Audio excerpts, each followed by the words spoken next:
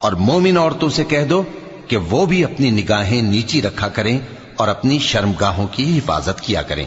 اور اپنی آرائش یعنی زیور کے مقامات کو ظاہر نہ ہونے دیا کریں مگر جو اس میں سے کھلا رہتا ہو،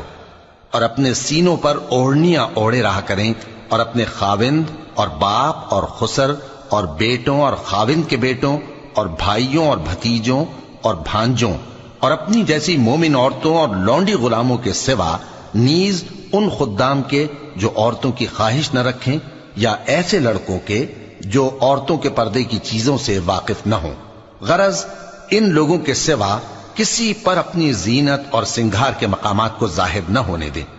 اور اپنے پاؤں ایسے طور سے زمین پر نہ مارے کہ جھنکار کانوں میں پہنچے اور ان کا پوشیدہ زیور معلوم ہو جائے۔